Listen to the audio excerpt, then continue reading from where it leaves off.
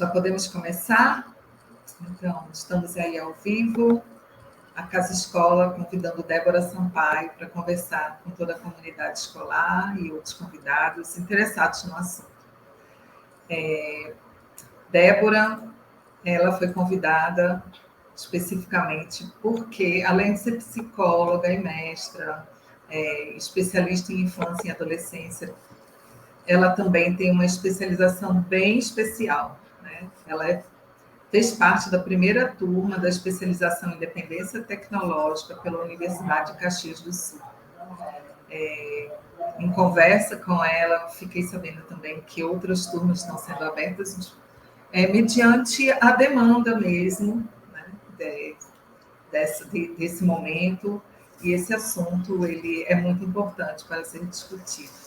Eu queria agradecer a todos aqui que estão presentes, que estão preocupados, querendo participar e aprender, né? Nós estamos aqui com Débora para aprender mais e poder atuar no sentido de melhorar, né, o convívio com os nossos filhos, com nossas crianças e trazer mais saúde para eles, né? Eu fui, assim, em busca de Débora, né, porque fico pensando muito nas mudanças sociais, né, nos novos papéis que cada um ocupa dentro do lar, dentro da escola, onde quer que seja. E percebo que a gente se preocupa muito com esse mundo de direitos, de equidade, mas em algum lugar as nossas crianças não estão sendo discutidas o suficiente.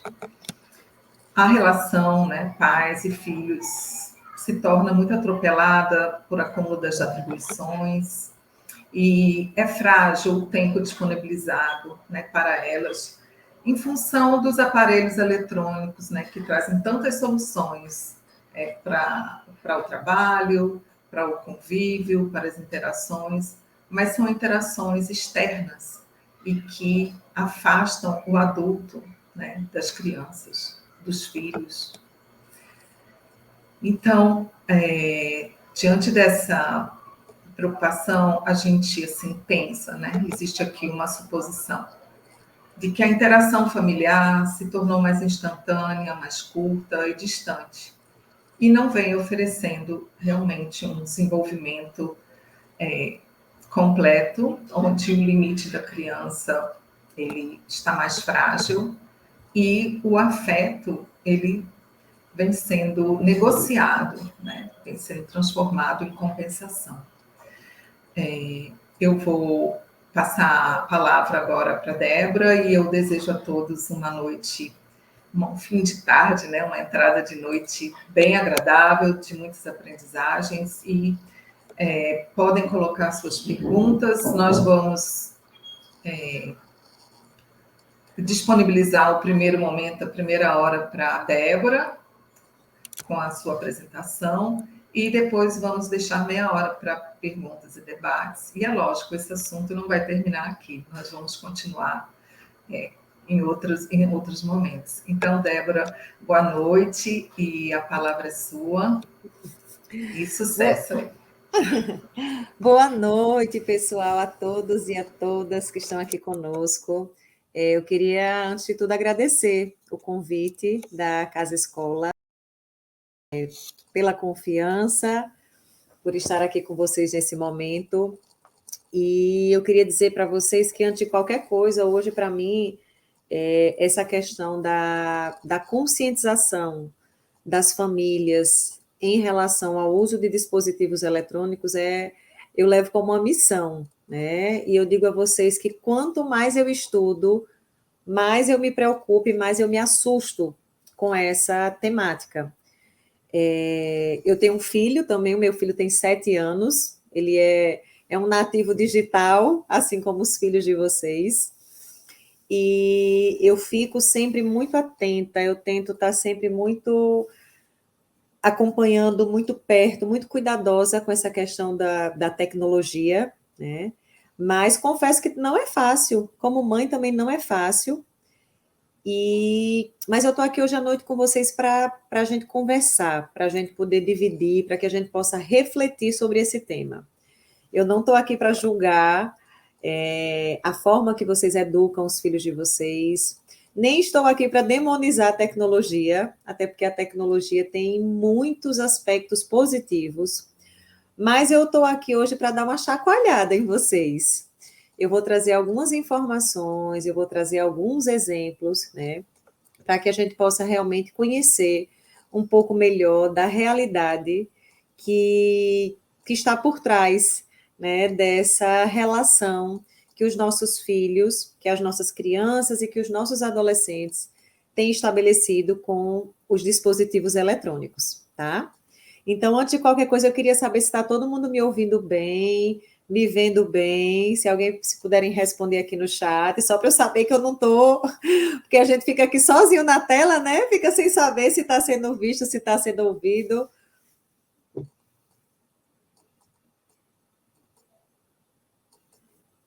Tá tudo ok?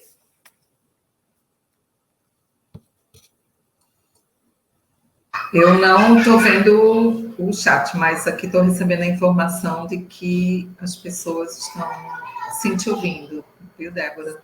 Então, Pronto. acho que você pode continuar. Então, vamos lá. Pronto. Eu estou até abrindo aqui o chat para eu também poder ir acompanhando aqui, né? Então, gente, como eu estava colocando, nós estamos diante de um cenário totalmente novo. A nossa geração de pais é uma geração que hoje ela está bem desamparada, vamos dizer assim, porque é a primeira vez na história que nós não temos referenciais, né? Nós não temos onde buscar, vamos dizer assim, orientação, porque os nossos pais não viveram o que nós estamos vivendo, né? Os teóricos vêm falando que nunca houve um abismo tão grande entre gerações, porque nós, adultos, nós somos imigrantes digitais, alguns se dizem até jurássicos digitais, e nós estamos diante de uma geração de nativos, né? De crianças e adolescentes que já vão crescendo e se desenvolvendo, imersos às tecnologias da informação e da comunicação. Na verdade, hoje, antes deles nascerem, se a gente for pensar, é o que a tecnologia vai nos proporcionando, né? De exames 3D, né? Eles já na vida intrauterina, vamos dizer, eles já têm acesso à tecnologia.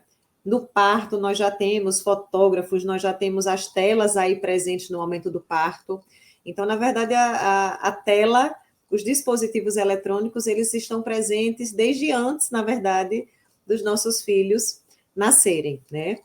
Então, quando a gente pensa, né, para a gente poder entender o que está acontecendo, a gente precisa entender que geração é essa, que diferenças são essas que estão existindo entre os nossos filhos e a gente, né? Por que a gente está tendo tanta dificuldade de supervisionar, de acompanhar a relação dos nossos filhos com os dispositivos eletrônicos, né? Porque, na verdade, isso não faz parte do nosso repertório de experiências. Mesmo os pais mais jovens, né? São pais que não viveram esse processo que os nossos filhos estão vivendo.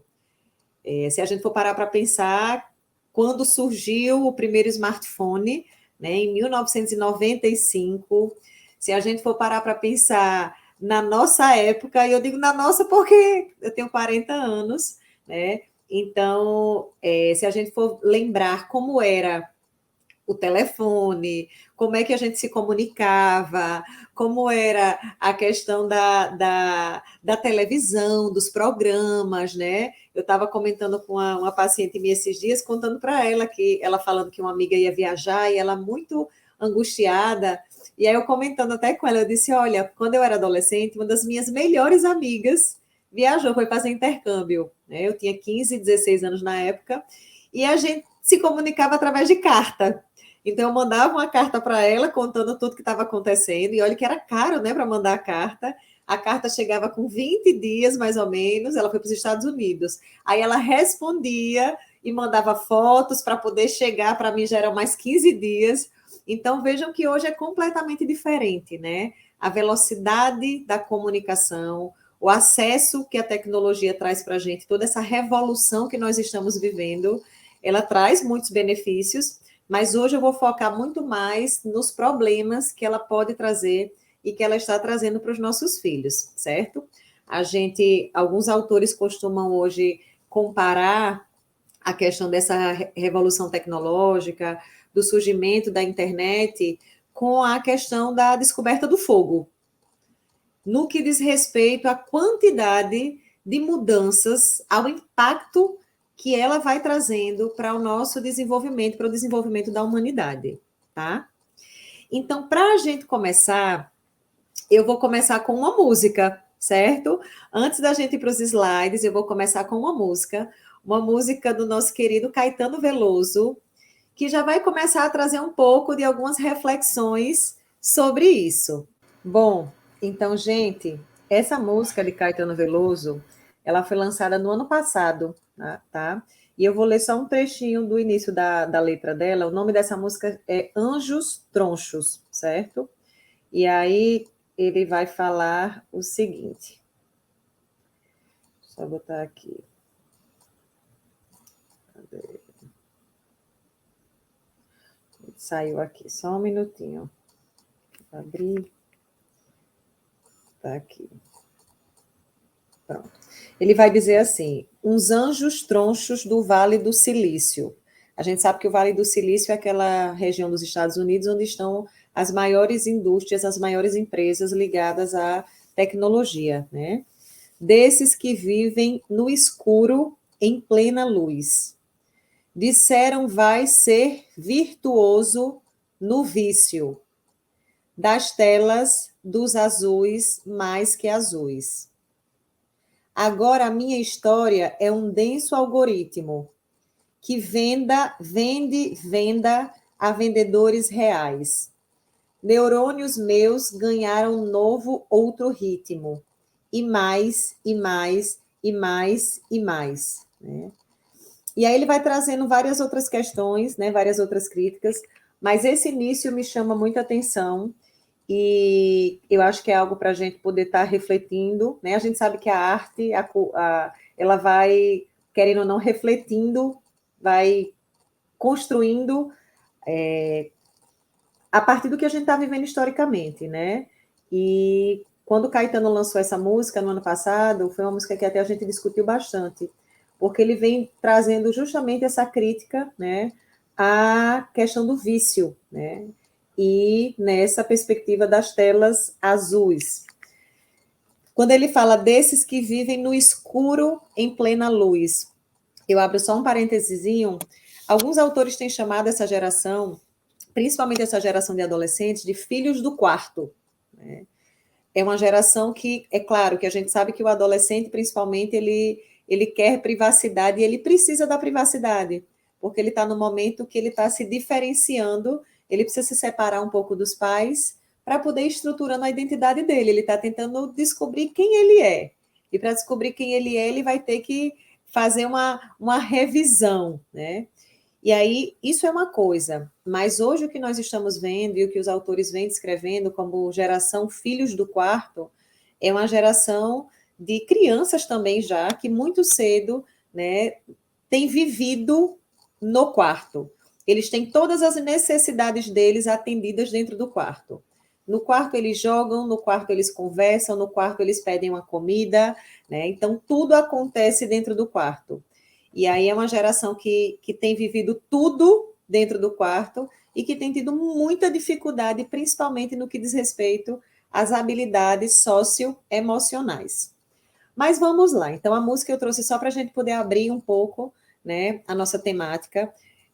Volto a dizer, uma música do ano passado, Caetano lançou essa música em setembro do ano passado, então é algo muito atual, muito recente, e que, de fato, vai começando a trazer para o social essa preocupação e essa reflexão, tá? Com esses anjos tronchos, vamos dizer assim.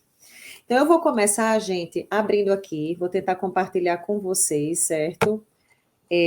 Alguns pontos que eu separei aqui, alguns slides, para a gente estar iniciando a nossa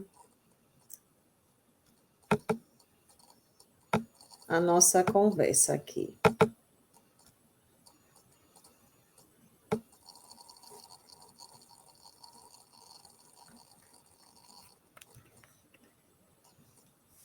Só saiu aqui no lugar errado.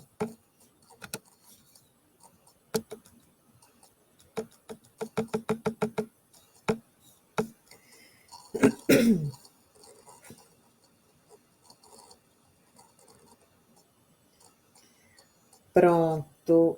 Vocês estão vendo o slide? Então, pessoal, põe aí no chat se estão aparecendo ou não.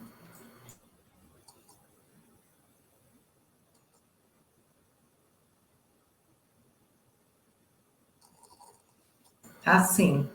Tá. Débora, pode continuar. Então, vamos lá. Então,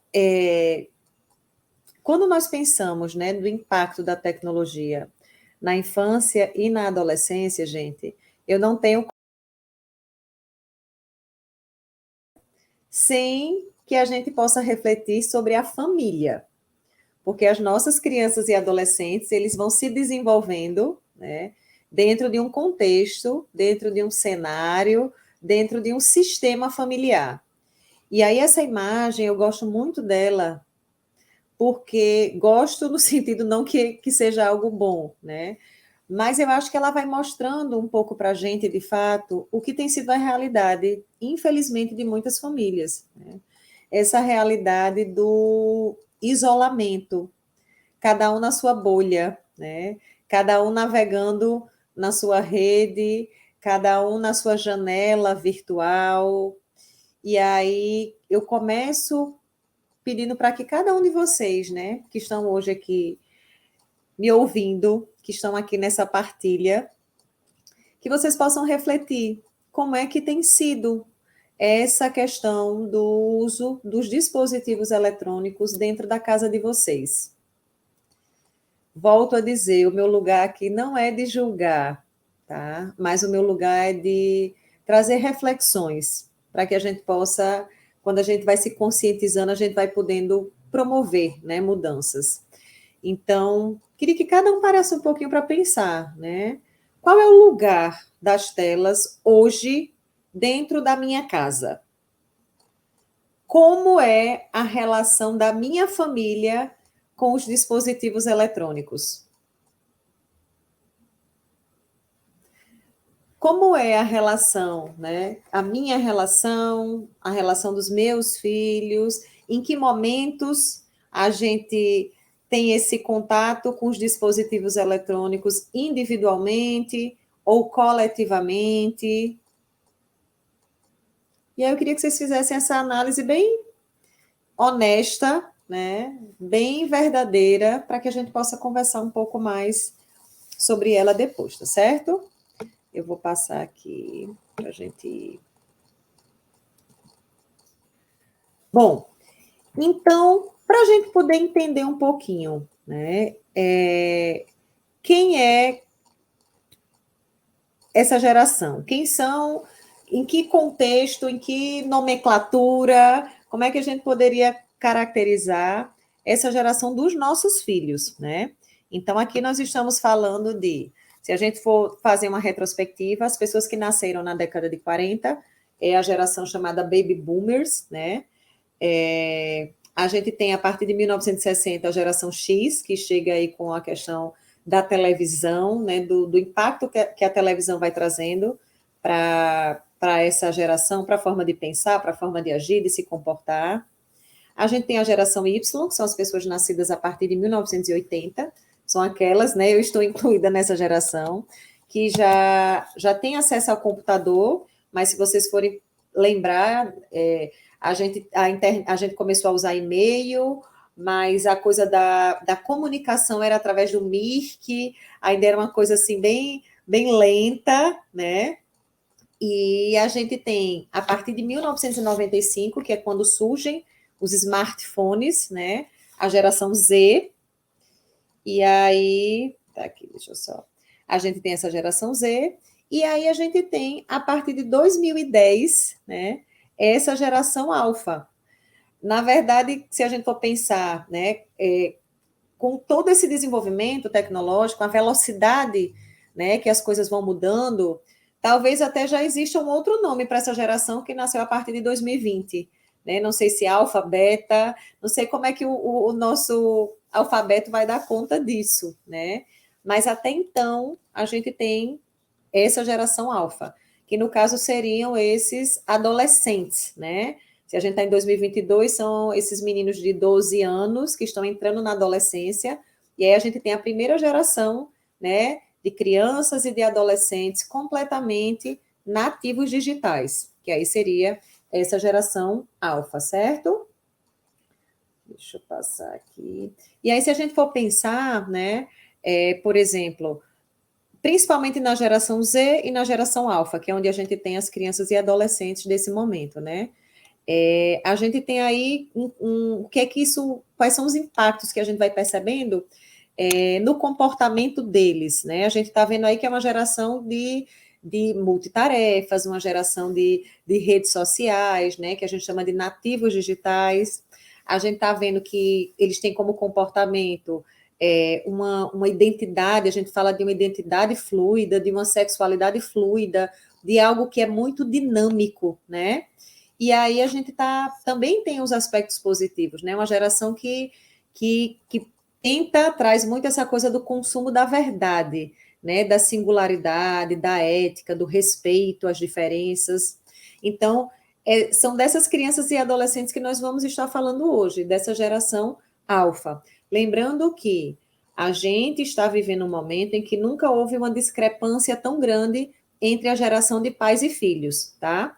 Talvez isso venha a melhorar quando os pais de hoje venham a ser os nativos digitais também, que é o que vai acontecer muito provavelmente também nas escolas. Hoje a gente já tem professores de 20 e poucos anos, que já é talvez a geração Z, né, já tem uma maior familiaridade com a tecnologia e já consegue, inclusive, ter uma linguagem mais fluida, né, com os meninos. Mas é um desafio que nós estamos enfrentando, né, um grande desafio, tá? Pela velocidade que a informação e que a tecnologia vem se modificando, tá? E aí, só para trazer alguns dados científicos para vocês, para a gente não ficar, vamos dizer, no senso comum, aqui são alguns artigos que foram publicados em 2018, tá? Numa revista americana de tecnologia. E olha o que é que eles vão trazendo para a gente, tá? Primeiro que a gente, enquanto adultos, hoje, a gente está vivendo justamente essa transição da sociedade sem internet para uma sociedade com a internet onipresente. Vejam bem, não é de uma sociedade sem internet para uma sociedade com internet. É uma sociedade sem internet para uma sociedade com a internet onipresente. E aí os nativos são os nossos filhos, como a gente viu, essa geração alfa, que vem crescendo em um mundo totalmente digital, certo? Eles são os primeiros a adotar essas novas tecnologias online e eles vão se engajando totalmente a todas as características da internet. E aí, se a gente for pensar o que esse artigo vai trazendo para a gente, é que 95% dos adolescentes americanos têm acesso a smartphones e 45% estão online quase constantemente. Vejam que esse é um artigo de 2018, antes da pandemia. Gente, é tão delicado trazer dados sobre isso, porque é como se os dados estivessem sempre desatualizados. Porque tudo vai mudando, é um cenário que vai mudando de uma forma muito rápida, muito dinâmica. E agora a gente está começando a colher, vamos dizer, as consequências da pandemia. Da pandemia que trouxe esses 2 anos, né, de um distanciamento social.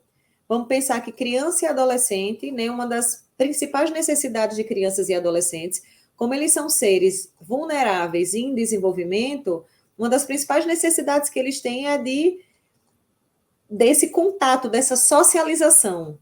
A gente costuma dizer, inclusive, que a escola é como se fosse a sociedade das crianças e dos adolescentes. A escola não é um lugar só que eles aprendem a ler, a escrever, mas é um espaço de sustentação afetiva. Porque é esse espaço que eles vão começar a construir, né, novas relações com adultos, com pessoas que não são as famílias, certo?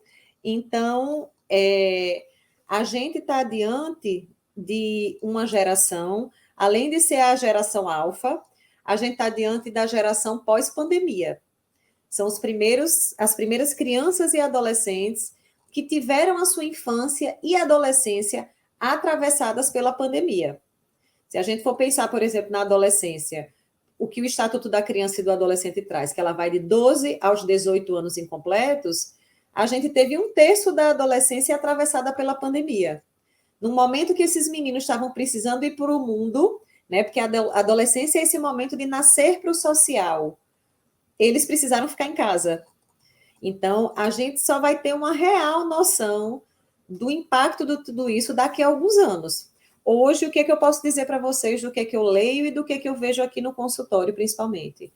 São crianças e adolescentes com muita dificuldade em voltar para esse mundo real, né? São crianças e adolescentes com muitas questões sociais, de fobia social, de ansiedade de separação, com dificuldade, muitas tiveram dificuldade de voltar até para a escola mesmo, né, de se separar dos pais novamente, de sair de casa, porque todos nós vivemos um período de uma ameaça real. Muitos vivemos situações de luto, de morte, de perder pessoas importantes para a gente. Então, a gente só vai saber o impacto disso na saúde mental das nossas crianças e adolescentes daqui a um tempo, tá? Mas aqui é só para trazer esse recorte, tá? Dessa questão dos nativos digitais e do quanto que o acesso aos smartphones é uma realidade mundial. E aí, eu trago para vocês, né? Muitos talvez já tenham ouvido falar da pirâmide da necessidade básica de Maslow. Abraham Maslow foi um psicólogo, né, americano, que ele estudou a questão da motivação. E aí ele criou essa pirâmide motivacional. Então, ele dizia que o que está na base da pirâmide seriam as nossas necessidades básicas, né? Como abrigo, água, alimento, sono, sexo, né? No caso dos adultos. Aí vem a segurança, as necessidades sociais, a estima e a autorrealização. E aí, isso aqui diz que foi feito por uma criança de 6 anos, que colocou na base da pirâmide como uma necessidade básica hoje a internet. Né? Então, é como se hoje, de fato, essa geração e nós temos a internet como uma necessidade básica. Tem estudos que traz, quando eles têm investigado a questão do uso de internet, de smartphones, né, na população mundial, a estatística é mais alta do que as pessoas que têm acesso a um saneamento básico. Né? Então, muitas pessoas não têm saneamento básico, mas têm um smartphone e têm internet. Né? Então, para vocês verem como hoje isso, de fato, a sabedoria dessa criança, como isso hoje tem entrado na nossa pirâmide das necessidades básicas, tá? E aí vamos só relembrar um pouco da nossa infância, né? Uma infância muito livre, né? Muitos de nós tivemos uma infância ao ar livre, soltando pipa, brincando com latinha, pulando elástico. Eu amava pular elástico, com carrinho de rolimão, né? Com boneca de pano. E aí a gente vai vendo esses brinquedos e essas brincadeiras irem se modificando, né? A gente vai vendo aí a questão da televisão, a princípio essa TV quadrada, preto e branca, né? Depois a gente vai vendo aí os carrinhos de controle remoto, os videogames mais antigos, né? Na minha época era o Come-Come. E hoje a gente vê uma infância atravessada pela tecnologia, uma infância virtualizada, tá? Então, uma primeira coisa que eu trago para a gente refletir é sobre essa questão do brincar e dos brinquedos. Quando a gente pensa, né? Lembrem, o nosso tema foi o impacto da tecnologia na infância e na adolescência. Então, pensar em infância é pensar em brincadeira. A gente sabe que a criança ela vai se constituindo, se desenvolvendo, né, a partir das suas relações afetivas, as relações de apego, os cuidadores, né, as relações de afeto e principalmente pelas brincadeiras. Então, o brincar é para a criança, o trabalhar para o adulto. Né? Então, é no brincar que a criança vai se constituindo, se desenvolvendo. Então, aqui a gente vai vendo que as crianças, elas passaram a contar com a tecnologia para a maior parte das brincadeiras delas, né? O que limita imensamente os desafios à sua criatividade e imaginação, bem como os desafios necessários a seus corpos para atingir um desenvolvimento motor e sensorial ideal. Então, gente, primeiro ponto que eu trago para a gente pensar, quando a gente fala da infância e das brincadeiras, né, é essa questão as crianças menores, principalmente, quando a gente vai pensar, né, nessa coisa do desenvolvimento sensório-motor, as crianças, elas se desenvolvem através do toque, através do corpo, né? E aí, se a gente for pensar no que acontece com uma criança quando ela está diante de uma tela, né? A gente vai vendo uma passividade. A gente vai vendo uma criança que ela está passiva diante ali da tela. Né? Ela pode até clicar, ela vai ter movimentos, mas são movimentos muito de uma coordenação motora fina, são movimentos que limitam muito a expansão corporal dela, tá? E aí um dado interessante de um artigo que saiu do professor Cristiano Nabuco, que hoje é a maior referência que a gente tem nacional e até uma das maiores internacionais no estudo dos dispositivos eletrônicos, é que os eletrônicos e as telas digitais são, de forma recorrente, os presentes mais pedidos. Cerca de 85% das crianças e adolescentes pediram no Natal algum dispositivo eletrônico. Então, isso é um sinal, isso é um alerta, né, do que nós estamos fazendo com a infância dos nossos filhos. E o pior é que eles pedem e muitos de nós acabamos dando, tá? Então, o que é que tem acontecido atualmente? A gente tem uma precocidade, ou seja, a idade inicial do contato com as telas, ela diminuiu e o tempo de uso aumentou, certo? Então, a gente tem a precocidade e o uso abusivo. Aí é onde está a grande questão, porque, volto a dizer, eu não estou aqui para demonizar a tecnologia, mas a gente precisa encontrar, né, essa relação funcional. E isso está muito difícil, gente. Está muito difícil, ainda mais depois de tudo que a gente viveu nesse período de pandemia, tá? E aí vamos mais para frente com essa nossa conversa. Então, se a gente pensa em infância e adolescência, não tem como a gente não falar de vulnerabilidade. É tanto que quem é aqui da área do direito, por muito tempo a gente falava do menor, né? Hoje a gente fala do vulnerável. Qualquer criança, quando a gente vai se reportar, qualquer criança ou adolescente num processo jurídico, a gente fala do vulnerável. Por quê? Porque são momentos de muita vulnerabilidade.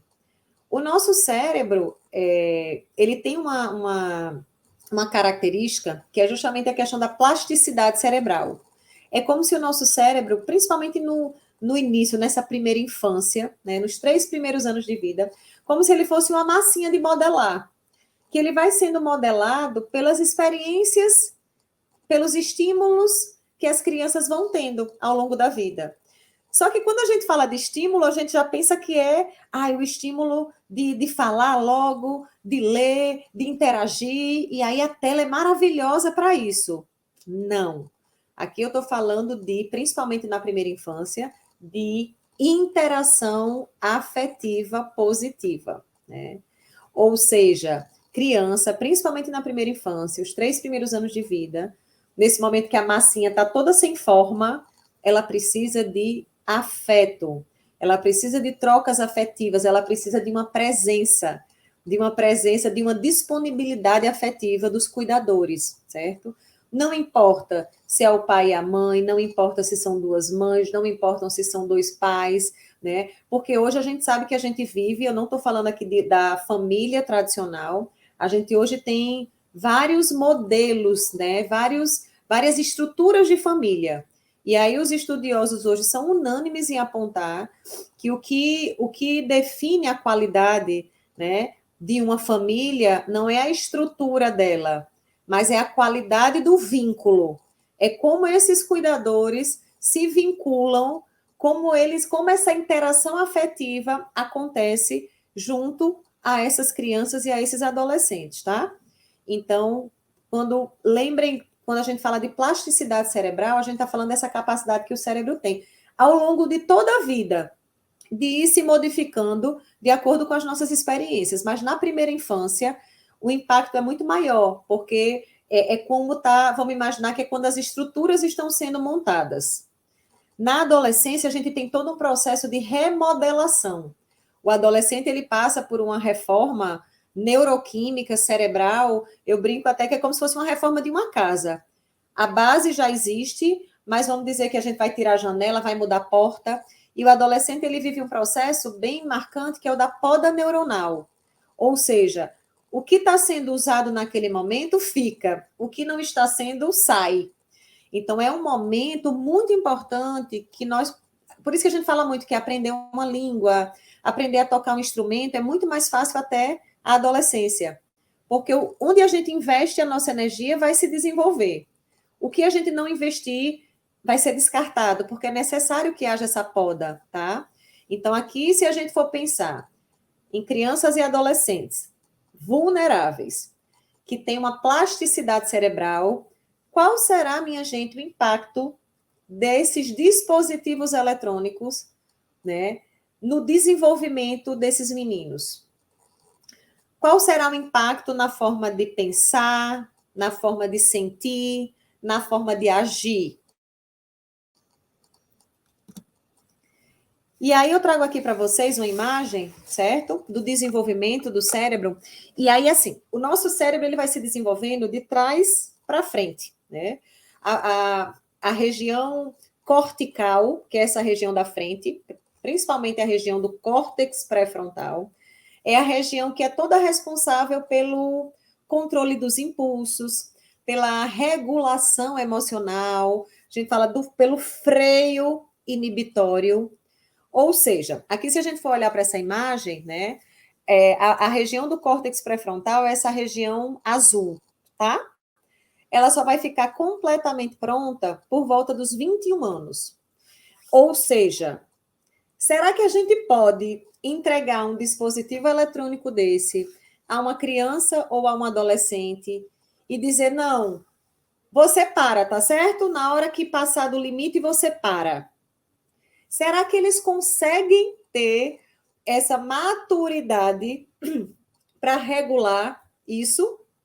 E eu digo a vocês que não. Na verdade, não sou eu, é a neurociência, né? Crianças e adolescentes não desenvolveram completamente as habilidades de controle de impulso, de autorregulação e dessa questão do planejamento. Até essa questão de pensar nas consequências, eles ainda não conseguem. Somos nós que temos que fazer isso por eles.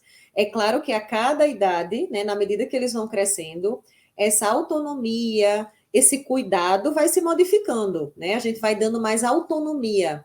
É igual quando eles estão aprendendo a andar, né? No início ele está ali, a gente enche de borrachinha ao redor das mesas, das quinas, para eles não se machucarem. Eles vão levantando, a gente vai estar por perto, cai, a gente ajuda a levantar. Depois eles começam a andar sozinhos e a tendência é que eles vão ganhando cada vez mais autonomia. Mas é muito importante que a gente saiba que a nível cognitivo, a nível cerebral, eles não estão amadurecidos. E aí o que acontece?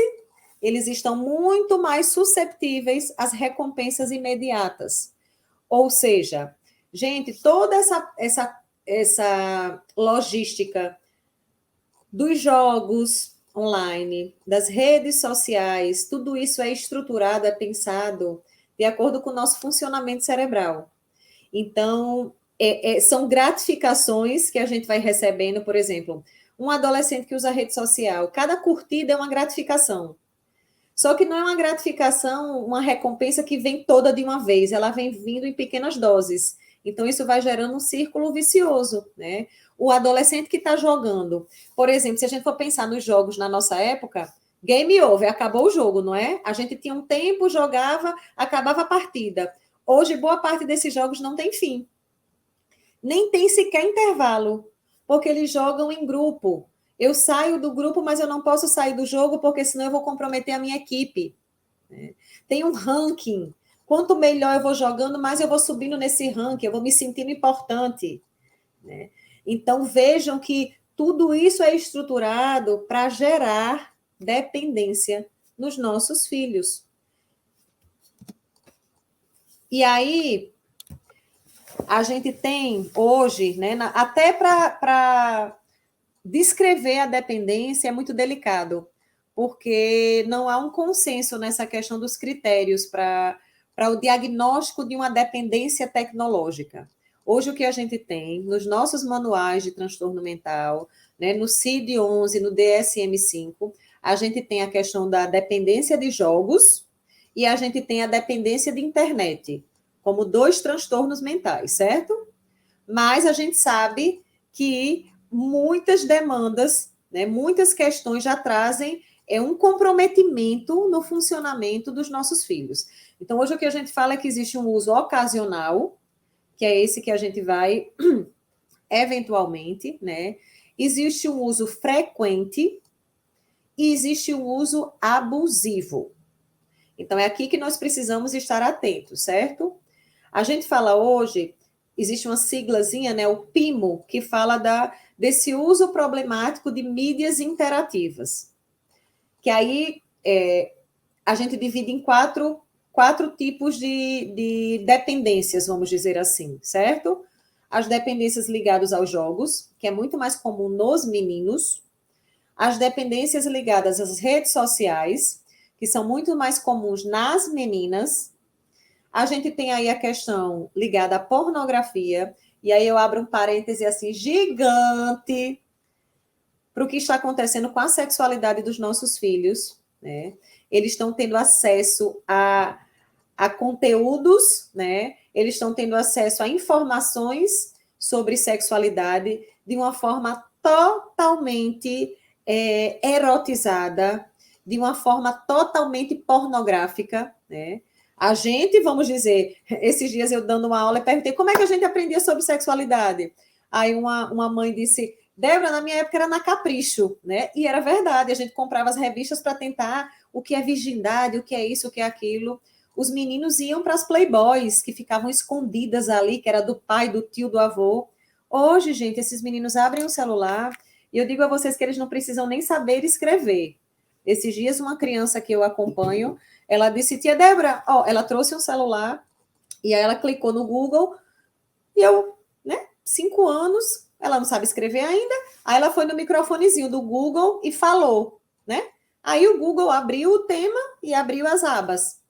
E era um celular que não tinha nenhum tipo de aplicativo de controle parental, não tinha nenhum tipo de restrição, então ela tinha acesso a tudo.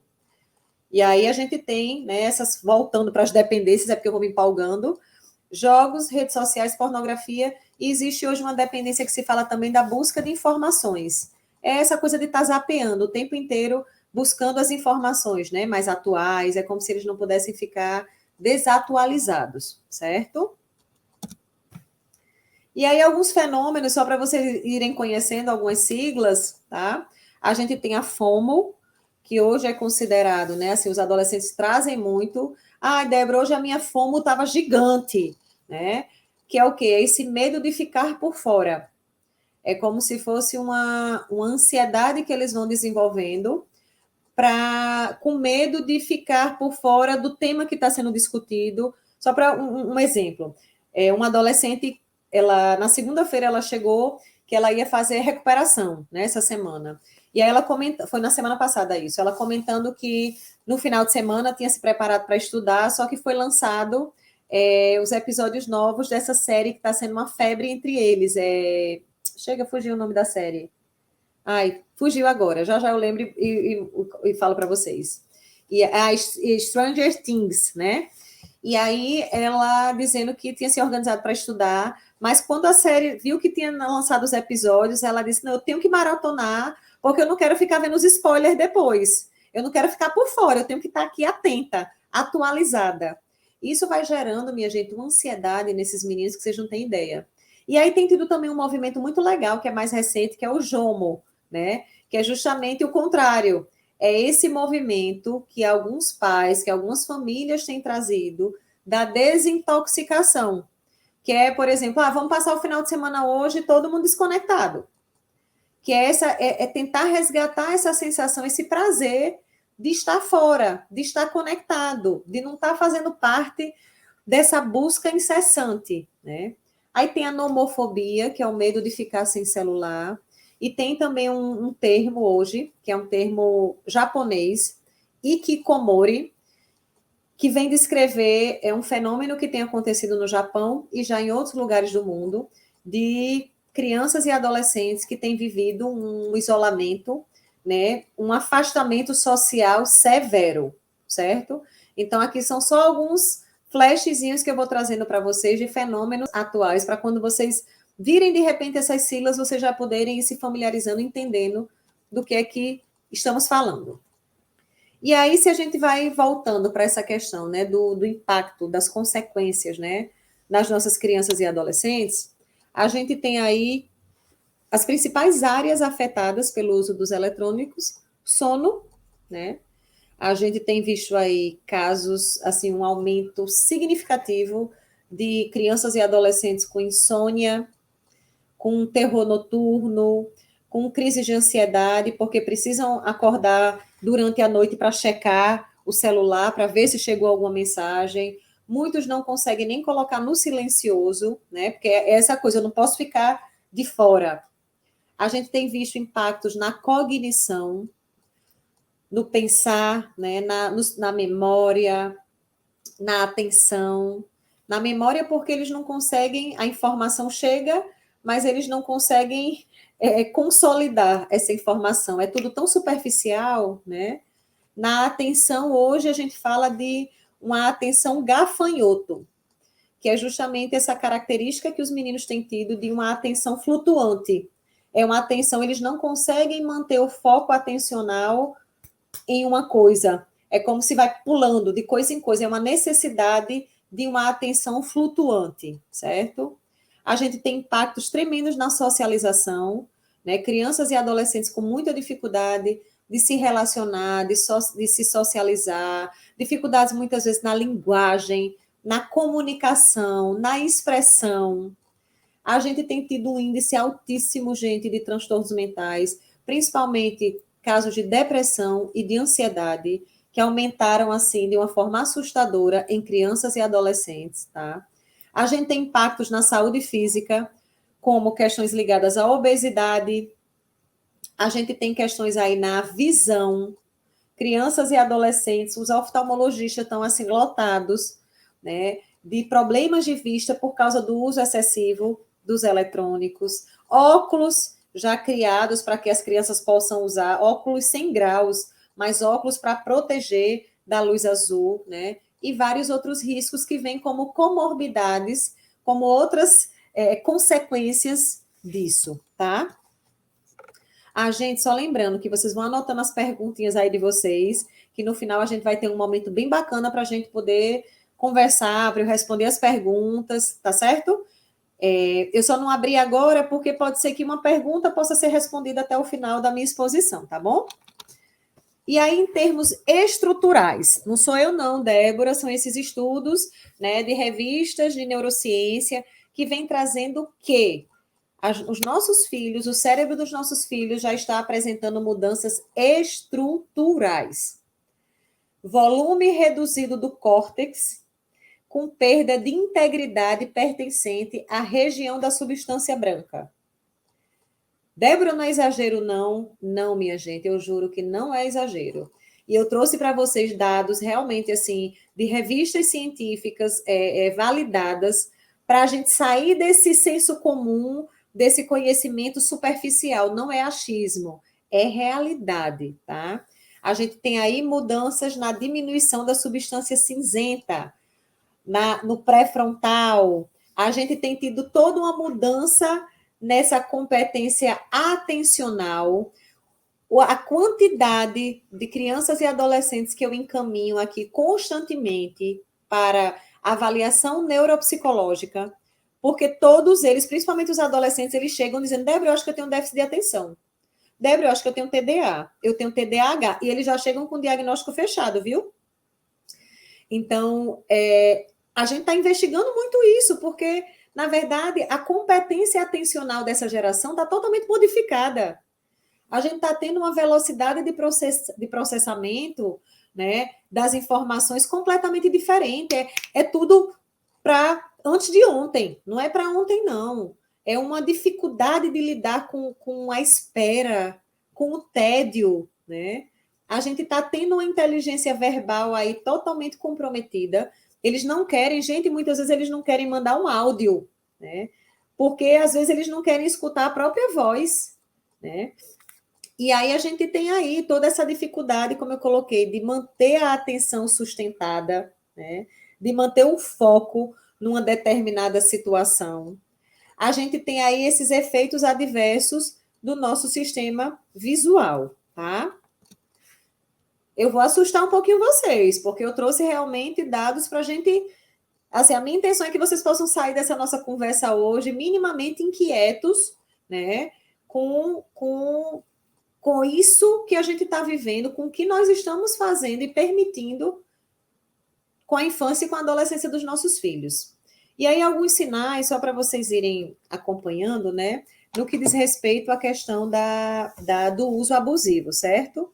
A gente tem uma preocupação aqui quando os nossos filhos, quando os filhos de vocês começarem a apresentar, né, essas características já vamos acionar o sinal de alerta. Então, quando eles começam a ter uma preocupação excessiva em poder usar os eletrônicos. Então, mamãe, de que horas que eu vou poder usar? Mamãe, eu já posso jogar? Eu posso jogar agora? Mamãe, tá perto? Né? Opa, já existe uma ansiedade, uma preocupação excessiva em estar com esses eletrônicos, tá? Isolamento, quando eles começam a evitar, claro, como eu disse, principalmente na adolescência, é natural esse isolamento, porque eles agora vão querer estar com os pares, né? Nesse processo de estruturação da identidade dele, eles vão querer estar com os amigos, então eles não vão querer estar muito com a família, isso é característico. Mas as crianças também que querem estar o tempo inteiro isoladas, que querem estar o tempo inteiro sozinhas, uma criança que quer deixar de brincar na rua com os coleguinhas para estar no eletrônico, já é uma criança que a gente precisa olhar de uma forma mais cuidadosa e mais atenta. O aumento da tolerância a telas. É como se antes, com 1 hora de joguinho, eles estavam satisfeitos, agora 1 hora não satisfaz mais, ele precisa de 1 hora e meia, ou precisa de 2 horas. E essa tolerância vai aumentando. Eles não se sentem mais fadigados pelo uso, né? Falham em reduzir ou em parar o uso de telas. Então, é tipo assim, mamãe, eu paro já, tá certo? Eu vou parar, tá bom? E ele tenta parar e não consegue, né? Então, ele vai falhando tanto na redução como no momento de parar mesmo. Eles não conseguem. Começa a ficar mais forte do que eles. Perda de interesse em outras atividades. Então, de repente, ele adorava jogar bola, não quer mais. Só quer ficar aqui no jogo online. Ou ele adorava ler e, de repente, já não quer mais ler. Né? E começa a mentir sobre o uso de dispositivos, certo? Para enganar os pais. E aí eu lembrei de uma situação que eu acompanhei, de uma mãe que, no desespero, né, o filho de 9 anos, usando o tempo inteiro, ela começou ela começou a esconder o computador dele, o PS dele, e aí teve um dia que ela chegou em casa, procurou o menino e não achou. Quando viu, ele estava escondido dentro do guarda-roupa, ele tinha achado o PS4 e estava escondido lá jogando, né? Então, assim, gente, é algo que a gente precisa estar muito atento. Né? É algo que é muito sério, eles vão dando esses sinais. Lembrem, a gente está falando de vulneráveis, a gente está falando de um cérebro que ainda não tem freio. Quem tem que dar esse freio somos nós, tá? E aí, tanto a gente pode pensar, mas Débora, eu trabalho, eu não tenho como estar o tempo inteiro junto, certo? Mas hoje já existem dispositivos, já existem aplicativos de controle parental que podem nos ajudar também quanto a isso, a limitar a quantidade de horas, a selecionar os conteúdos que eles podem ter acesso, a filtrar. Isso é o mínimo que a gente precisa fazer hoje. Porque quando a gente fala de educação hoje, educar um filho hoje implica educar também no mundo virtual. E aí é onde entra a questão da cidadania digital. A gente precisa hoje trabalhar com os nossos filhos a cidadania digital. A gente precisa ensinar a eles a usar esses dispositivos, tá? E aí, quando a gente pensa nesses efeitos, lembram que eu comecei falando que o grande problema que a gente tem vivido hoje é o uso precoce, cada vez mais cedo, e um uso abusivo, né? Então, o que é que isso vai trazendo? Mais uma vez, dificuldade de concentração, distúrbios de sono, obesidade, alterações das visões, riscos auditivos, disfunções posturais e articulares. Hoje, os fisioterapeutas já têm alguns nomes que eles dão para essa postura, né? Que eles estão. Primeiro, já chamam geração cabeça baixa, né? Porque eles estão o tempo inteiro aqui. E isso já está trazendo lesões na coluna deles, né? Por estarem o tempo inteiro aqui inclinados, né? Disfunções na coluna, disfunções nas articulações, dificuldade de se socializar, uma inabilidade nesse social, atraso de aprendizagem, agressividade, irritabilidade, bullying, gente, e a própria dependência, tá? Se a gente for voltar aqui no slide e vocês forem prestando atenção nesses sinais que eu falei para vocês, são sinais muito característicos de qualquer dependência.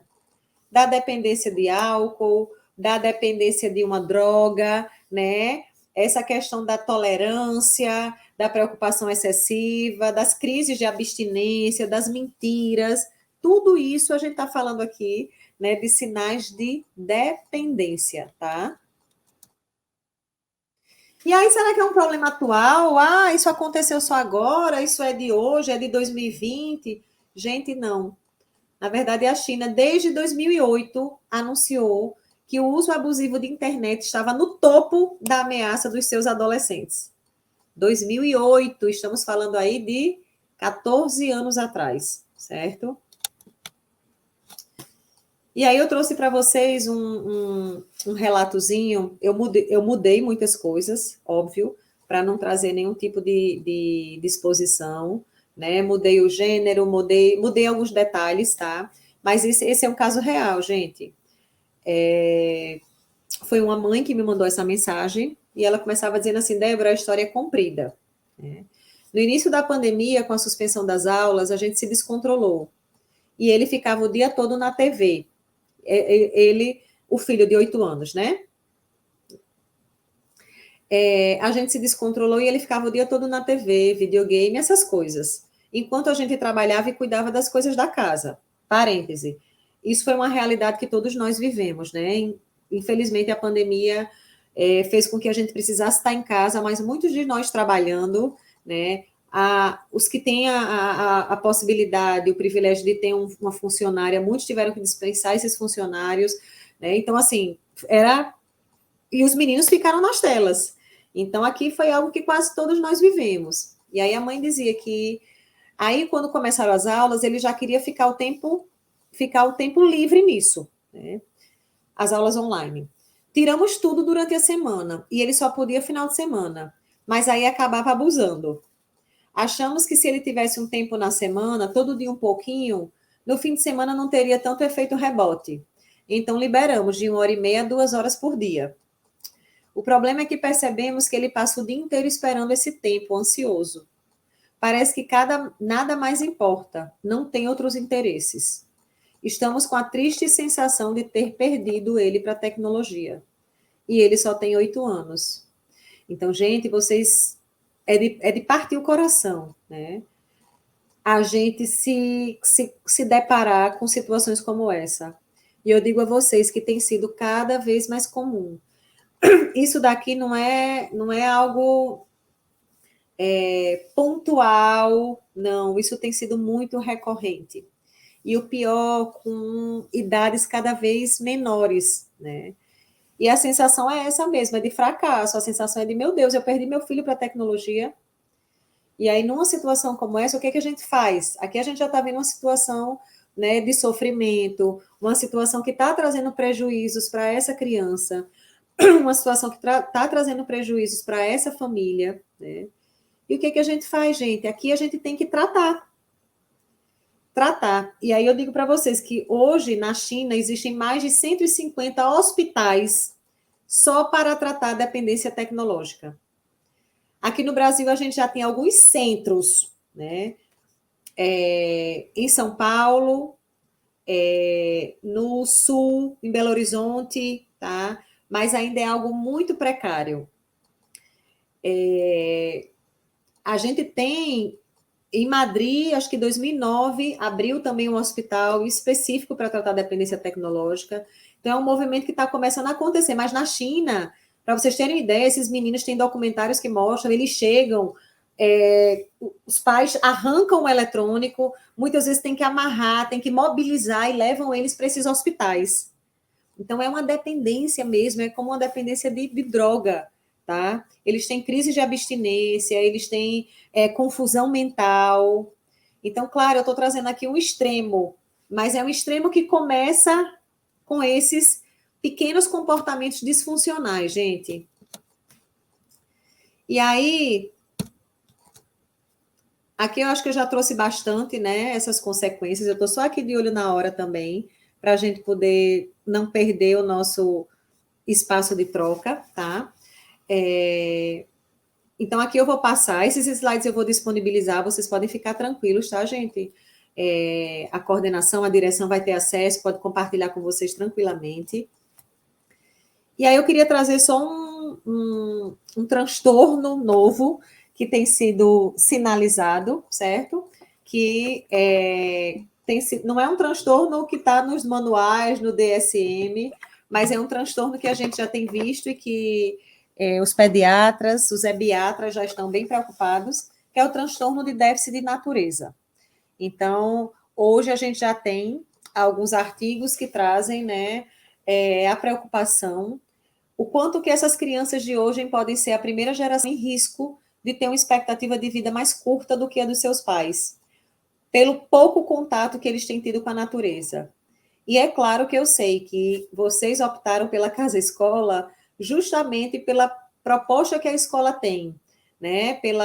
A gente sabe que cada escola tem o seu PPP, o seu projeto político-pedagógico, e a casa-escola é uma escola que é referência, né? Nessa questão do contato com a natureza, dessa questão, né, mais socio-interacionista. Mas aqui eu estou trazendo para vocês uma realidade, né? E esse déficit de natureza tem vindo em consequência do uso abusivo dos eletrônicos, que tem apresentado um aumento do TDAH, da obesidade, da deficiência de vitamina D e de vários problemas respiratórios, certo?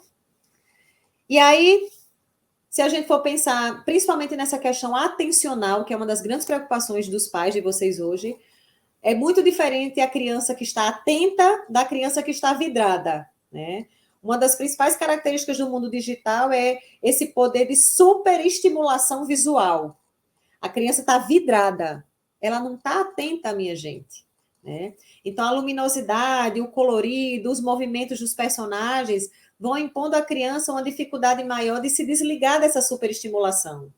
Por isso que a Sociedade Brasileira de Pediatria, a Sociedade Americana, hoje orienta que o ideal é que até os 2 anos de idade não haja contato com tela. E aí, quando a gente vê tão bonitinho a criança lá dançando, a criança lá vidrada, ou a criança com o dedinho dela deslizando, né? Gente, isso não é atenção. Ela está atenta, ela está tão concentrada. Não, ela está vidrada. Ela está passiva, tá? E aí saiu uma matéria em 2020, uma matéria da BBC, dizendo que essa geração digital, porque pela primeira vez os filhos têm um QI inferior ao dos pais. Ou seja, o normal é que no decorrer das gerações, né, com o decorrer do tempo, a gente vai tendo aí um desenvolvimento maior da expectativa de vida, um desenvolvimento maior da inteligência, e aí não. Porque onde é que a coisa está começando a pegar? Na questão da criatividade. Essa geração de crianças e adolescentes, ela está ficando completamente embotada, né? Sem criatividade. Por quê? Porque não tem tido o tédio, não tem tido esse tempo livre, ocioso, para criar. Porque o tempo livre está sendo preenchido pelos eletrônicos, gente. Então, aqui são algumas recomendações, né? Como eu disse, até os 2 anos evitar a exposição, entre 2 e 5 anos, 1 hora a dia, com supervisão de responsáveis, né? entre 6 e 10 anos, 1 a 2 horas, com supervisão, entre 11 e 18 anos, 2 a 3 horas, em áreas comuns da casa. O ideal é que o dispositivo eletrônico esteja na sala, esteja no lugar que as pessoas estão vendo, estão ouvindo, né? E para todas as idades, principalmente, minha gente, evitar tela durante as refeições e 1 hora antes de dormir, tá? Isso é geral. Aí a gente sabe que a tela é útil, se a gente tem alguém distante, a tela aproxima. O ideal é que a gente possa ter acesso a conteúdos mais calmos, né? Desenhos, games educativos, preservar os rituais em família, né? Esse momento offline, gente, nós moramos num lugar privilegiado, de praias, né? De sol, que é muito mais fácil a gente poder levar esses meninos para ter esse contato, para sair de casa, né? É importante observar as emoções das crianças quando elas estão usando as telas, fazer os combinados, né? Aqui foram orientações durante a pandemia, mas que a gente vai trazendo, e usar, tentar, no caso da pandemia, que uma orientação era usar a tela para atividades físicas também, que a gente não precisa mais, né? Aqui a gente já pode fazer nossas atividades. E para ir fechando, minha gente, essa minha fala, eu trago um conceito atual, que é o conceito da parentalidade distraída. Agora eu começo a trazer para vocês, tá? Pais, puxão de orelha. A parentalidade distraída é um conceito que vem do direito e que ela vai descrevendo essa questão dos pais hoje, o quanto que eles têm estado distraídos com os dispositivos eletrônicos. Então, o número de casos de acidentes domésticos, né? Por exemplo, a criança que se afogou, caiu na piscina, uma criança que se queimou, porque a mãe ou o pai estava ali no celular e o menino foi, passou e ninguém viu. Então, nós estamos pecando nisso. Nós estamos abusando também, né? E aí teve uma pesquisa que saiu, uma pesquisa desenvolvida por uma revista infantil americana. A amostra foi de 1.521 crianças de 6 a 12 anos, que revelou que 62% das crianças reclamam que seus pais estão distraídos demais para ouvi-los, sendo os celulares os principais responsáveis por tal situação.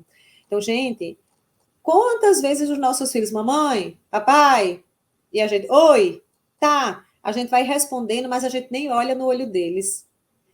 Eles precisam de contato visual. A gente não pode deixar ser abduzido por esses eletrônicos, né? Isso traz impacto para todos. Então, frases como, pai, por favor, você pode soltar esse celular e me ouvir? Mãe, você não para de falar com as suas amigas aí nesse WhatsApp. Pai, você trabalha o tempo inteiro com esse celular. Mãe, eu queria ser esse seu celular. Então, são falas que chegam aqui, né? E aí, dói de ouvir, né? E a gente sabe que hoje o trabalho, acabou que com essa coisa do trabalho remoto, não há mais essa barreira do trabalho e casa. Muitas vezes nós chegamos em casa e nós continuamos trabalhando, ou conversando, ou distraídos nos eletrônicos. Então, que a gente possa, antes de tudo, antes de qualquer coisa, minha gente, olhar para o nosso umbigo, olhar para a maneira que a gente tem se relacionado com esses dispositivos, certo? Hoje se fala de uma orgia digital, né? E aí tem um livro que é A Fábrica de Cretinos Digitais. É de um neurocientista. Esse livro ele é muito forte porque ele traz uma crítica ferrenha e ele diz que simplesmente não há desculpa para o que estamos fazendo com os nossos filhos e como estamos colocando em risco o futuro e o desenvolvimento deles. Mesmo que o tempo de tela de uma criança não seja o único culpado, isso tem efeito significativo em seu QI. Vários estudos têm mostrado que quando o uso de televisão ou videogame aumenta, o QI e o desenvolvimento cognitivo diminuem. E aqui, gente, eu estou falando de inteligência de uma maneira geral, mas volto a dizer, as questões emocionais, a gente tem visto crianças e adolescentes cada vez mais intolerantes, né, mais frágeis, com muita dificuldade de se socializar, com muita dificuldade de ter autonomia, né? Então, isso tudo está tudo relacionado, tá? Vejam, a culpa não é da tecnologia, mas é da maneira inadequada e da maneira disfuncional que nós estamos nos relacionando com ela, certo? E aí, volto, lembra, eu comecei com a música de Caetano, do Vale do Silício, volto para o Vale do Silício, a região dos Estados Unidos, né, que tem aí as principais empresas do ramo da tecnologia da informação e da comunicação. E vamos lá, para a nossa surpresa, nessa região, gente, os filhos desses grandes empresários hoje têm tido um movimento em que eles têm buscado as escolas, né, que eles chamam de The Techless School, ou seja, escolas que não usam tecnologias até chegar no ensino médio. E são uma dessas escolas muito conhecidas é a Escola Waldorf, tá?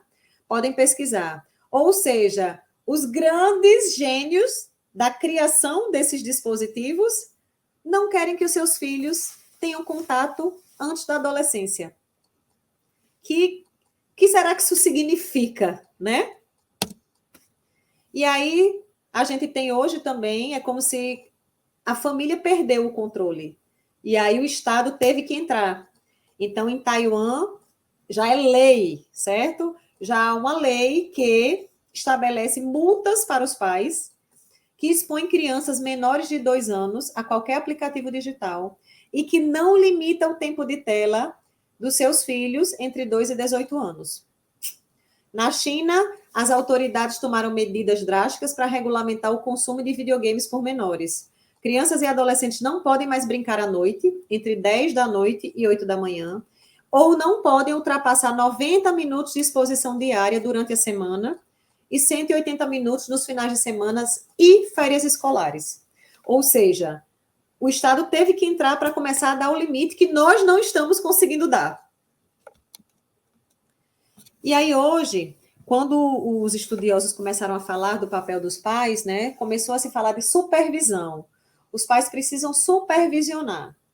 Hoje a gente não fala mais de supervisão, a gente fala de engajamento. Gente, da mesma maneira que o seu filho chega e diz, mamãe, eu posso ir para o shopping com fulaninho? Ou papai, eu posso ir dormir na casa de fulaninho? O que a gente fala, né? Filho, mas onde é essa casa? Quem é? Quem são os pais dele? Como é que é? Quem é que vai estar lá? Né? A gente precisa fazer isso também no mundo virtual. Entendam que para essa geração não há diferença entre o real e o virtual. É a mesma coisa. O real é o virtual, tá? Então, a gente precisa se engajar, gente. É preciso um engajamento dos pais nesse acompanhamento, nesse cuidado com o uso dos dispositivos eletrônicos. E aí tem uma frase que eu acho muito forte, né, que é da Esther Turk, que ela diz que a tecnologia entra na vida de uma pessoa quando as relações humanas não ocupam o seu devido lugar. E aí a minha pergunta é, será que nós estamos ocupando o devido lugar, né, na vida, na relação com os nossos filhos? E aí, para a gente ir fechando, o que é que seria uma família funcional? Essa família que está em profunda conexão, essa família que está olhando no olho, né, que está tentando ter esses momentos de desconexão. São crianças que precisam, né, dos pais. Todas as crianças precisam, né, que a gente possa dar a eles o que a tecnologia não dá, minha gente. Que é o toque, que é o cheiro, que é essa interação próxima, que é o calor. E eu digo a vocês, a gente tem que aproveitar muito, porque quando chega na adolescência, principalmente no meio para o final da adolescência, eles desenvolvem uma certa alergia aos pais, né? Nesse processo de independência, eles precisam se afastar. Então, aproveitem, vamos aproveitar principalmente a infância dos nossos filhos. Tá perto, tá junto, dá beijo, dá abraço. Essa é a conexão que eles precisam. Não adianta a escola trabalhar os limites se, quando sai da escola, o menino já chega, já pega o celular, já vai jogando. Quando não há esse diálogo, o carro, gente, é um lugar tão bacana para a gente conversar, para a gente trocar, né? Então, tentem evitar. E aí foi uma campanha, hoje tem um programa do governo chamado Reconecte, um programa do governo para tentar fazer com que as famílias, né, se reconectem no afetivo, né? Então, curta a vida dela como você curte a dos outros. Mãe, qual é a senha para conversar com você? Tem gente solicitando a sua amizade dentro de casa. Quando você larga o celular, é o seu filho que vibra, né? Então, isso foram chamadas dessa campanha do governo federal do programa Reconect, tá? E aí aqui só alguns dados para a gente realmente ver que está na mídia a dependência, tá? Estadão, Diário de Pernambuco, Folha de São Paulo, é uma realidade, tem sido uma realidade cada vez mais comum. A gente tem dados hoje que dizem que 1 em cada 4 adolescentes no Brasil é dependente de internet, e a gente está vendo que o quanto que isso está modificando os hábitos das crianças, causando tudo isso que a gente veio conversando desde o início, chegando ao extremo, né, do adoecimento mental, da autolesão, da autoagressão e dos pensamentos suicida. Então, gente, para fechar, existem apenas 2 indústrias que chamam seus clientes de usuários, a de drogas e a de software. Essa é uma frase, né, do documentário Dilema das Redes. E eu queria fechar com um trechinho desse poema de Braulio Bessa, que eu amo, sou muito fã. Seja amor, seja muito amor. E se mesmo assim for difícil ser, não precisa ser perfeito. Se não der para ser amor, que seja ao menos respeito. Eu não acredito em perfeição, né? E eu acho que a gente não tem que buscar perfeição, a gente tem que buscar respeitar a necessidade, respeitar a infância, a adolescência dos nossos filhos, nesse momento, né, de tanta importância da vida deles. Enquanto o amor pesa mais que o mal na balança, enquanto existe pureza no olhar de uma criança, enquanto houver um abraço, há de se ter esperança. E eu tenho muita esperança que a gente possa estar hoje aqui plantando uma sementinha que possa ser plantada em outros lugares, para que a gente vá fazendo esse movimento, gente, de conscientização, tá? Só para fechar, gente, a minha intenção foi realmente, assim, mexer um pouco com vocês hoje, sabe? Impactar, porque tem sido muito sofrido, muito angustiante, as demandas que vão chegando, né? Assim, o adoecimento que a gente tem se deparado das nossas crianças, dos nossos adolescentes. E as pessoas acham, às vezes, que o psicólogo se acostuma, o psiquiatra se acostuma. Não. E volto a dizer para vocês que eu tenho estado cada vez mais preocupada, mais assustada. Não, a culpa não é da tecnologia, né? Volto a dizer, minha intenção não é demonizar a tecnologia, mas é que a gente realmente possa refletir sobre como a gente tem se relacionado com ela, qual o espaço que a gente tem dado para ela na nossa vida e como elas têm atravessado a relação com os nossos filhos, tá? Então é isso, estou aqui à disposição de vocês para a gente partilhar exemplos, para a gente poder dividir perguntas, dúvidas, comentários, tá? Podem ficar muito à vontade. Então, eu vou roubar um pouquinho, né, do tempo, assim, agradecer essa explanação, assim, que com muita força, né, com muita verdade, compartilhar também a minha preocupação. Eu achei muito interessante, sabe, quando você trouxe essa questão do fogo, a tua explanação, eu acho que deu assim uma sensação apocalíptica, né? E que eu acho que tem que ter sim. Mas, por outro lado, eu fiquei imaginando que quando o fogo chegou, foi descoberto, né? Diante ainda da falta de controle, de conhecimento, deve ter tido muita queimadura e muito incêndio. Né? Então, eu acho que a gente está nessa fase de conhecer, né? E que alguma coisa tem que regular. Né? E quando alguns adultos também, eu acho que muitos adultos também já se queimaram, né? Eles estão dentro do vício, né? Eu acho que a maioria aqui, inclusive, está dentro desse vício e não reconhece, de uma forma ou de outra, ou todos estamos. Né? E eu acho que não é uma vulnerabilidade só das crianças, eu acho que dos adultos também. Eu tenho filhos na sua idade, Débora, e eles colocam, sim, 4. E eles colocam a dificuldade de ler, de focar, né? Que eles, inclusive com uma das minhas filhas, a gente entrou no clube do livro do Karnal. Não sei se eu vou me arrepender, mas estou lá. Então, assim, fazer esse esforço, todo mundo tem que estar fazendo esse esforço, né? Eu acho que essa preocupação, ela tem que ser uma preocupação coletiva, né? Principalmente em relação às nossas crianças. Eu acho que sim, as tecnologias mal usadas, elas roubam os olhares dos pais, que são alimentos para os nossos filhos. E mais ainda com o fone de ouvido, né? Tem adulto que anda com o fone de ouvido direto, então rouba a escuta, né? Pai, a criança se acostuma a não perguntar mais, né? A perguntar e não ser respondido e não ser olhado gera muita ansiedade. E eu acho que a pandemia veio aí também potencializar, né? O retorno às aulas. Nós vimos um grupo de crianças tristes, deprimidas, outras já num estado de agressividade extremo.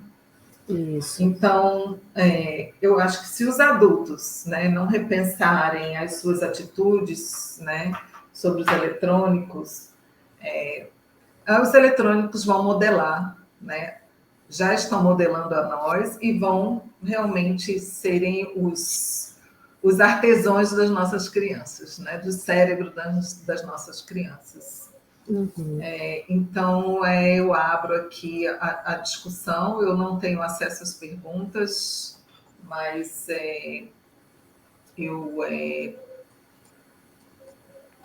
pronto, agora está aparecendo que Jaira, oi Jaira, é sempre muito bom poder participar desses momentos para os pais e ouvindo Débora, melhor ainda, obrigada. Obrigada, Jaira. Jaira é uma querida. Ítalo. Na minha singela opinião, quem mais tem prejudicado as relações sociais humanas são as chamadas redes sociais. Sim, eu vi quando você colocou pela primeira vez esse comentário, é verdade, né? Mas quem usa as redes sociais, né? Somos nós. Quer falar alguma coisa sobre isso, Débora? Gente, em relação às redes sociais, é muito importante que a gente pense o seguinte, porque existem idades, né? O que é que eu vejo hoje? Em relação a crianças. Por exemplo, o Instagram, a idade mínima para entrar no Instagram é 13 anos.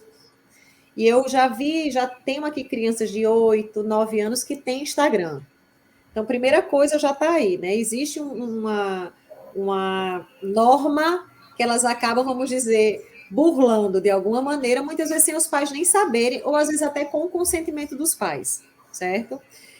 Mas o impacto das redes sociais ela é muito forte na adolescência. Porque vamos pensar no seguinte: o adolescente ele está nesse processo de se diferenciar, né, da família. O grande desafio da adolescência é a estruturação da identidade. A grande pergunta da adolescência é quem sou eu? E aí a questão da comparação é muito forte nesse momento, né? Então, o que a gente tem visto na rede social? Hoje se fala, inclusive, dessa positividade tóxica. Ninguém mostra coisa ruim na rede social, né? A gente só se coloca na rede social arrumado, maquiado, tem toda uma atuação, né, toda uma organização para a gente poder fazer qualquer tipo de postagem, qualquer tipo de interação numa rede social. Só que lembrando, o adolescente ele ainda não tem a maturidade para isso. A gente fala muito o córtex pré-frontal, o CPF, ele não tem ainda o CPF amadurecido, né? E aí é algo que a gente precisa realmente, assim, conversar sobre, acompanhar, discutir casos, esses casos que a gente vai vendo, né? O adolescente, ele sofre muito com as redes sociais, com essa questão da autoimagem, essa ditadura da beleza, esses modelos, né, que vão sendo determinados, né? Aí tem que ser magra, tem que ser assim, tem que ser assado, tem que ser desse jeito. E eles, nesse momento que estão hiperatentos ao corpo, que estão aí nesse processo de estruturação, eles ficam realmente muito mais vulneráveis, né? E fora essa questão mesmo da rede social como esse espaço que hoje eles se relacionam. Então, eles conhecem pessoas através das redes sociais, eles criam vínculos, eles fazem amizades, eles namoram, né? Então, tem tudo acontece dentro das redes sociais, né?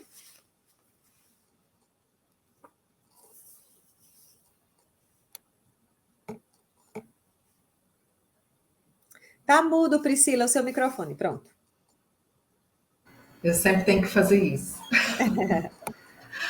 Então, aqui, gostaria de dicas para a adolescência, pois além da autonomia na busca dos dispositivos, tem os desafios comportamentais, né?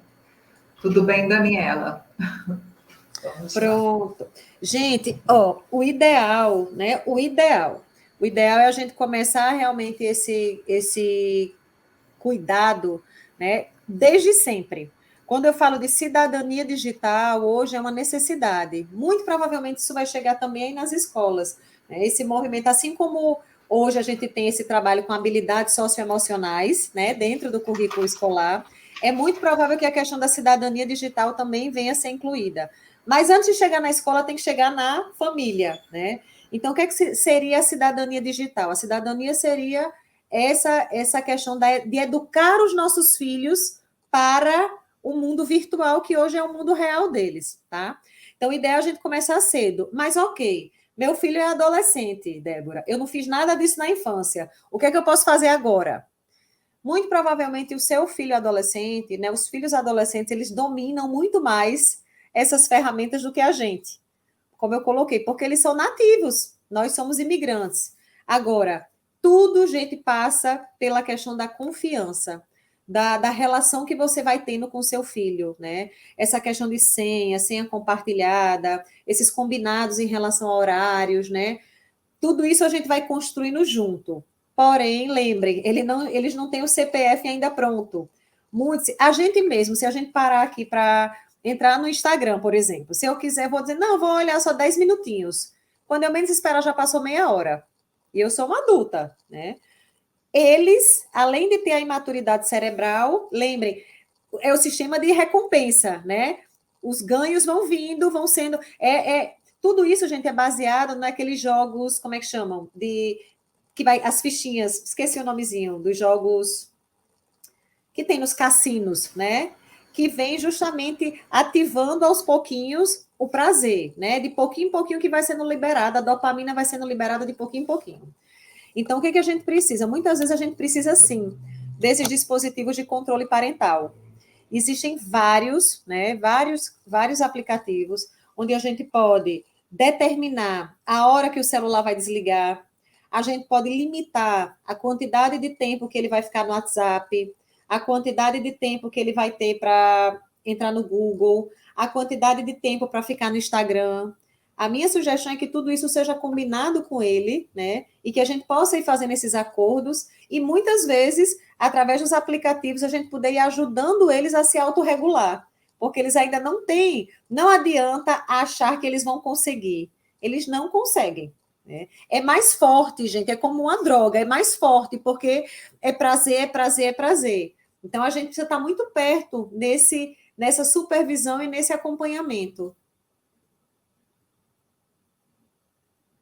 A Juliana está comentando aqui, né, Júlia, puxando gancho para os questionamentos, se você puder comentar sobre os adolescentes que se angustiam por não conseguir se desconectar das telas e qual deve ser o papel dos pais nisso. Lembrem, eu coloquei para vocês já alguns sinais, né, sinais de alerta, vamos dizer assim. Não é mais nem o sinal amarelo, já é o vermelho. Aí a gente já pode estar diante de uma relação de dependência, certo? A relação de dependência tecnológica, ela não é uma relação atravessada por substâncias químicas, mas vejam que a nível cerebral ela vai se estruturando da mesma maneira, né?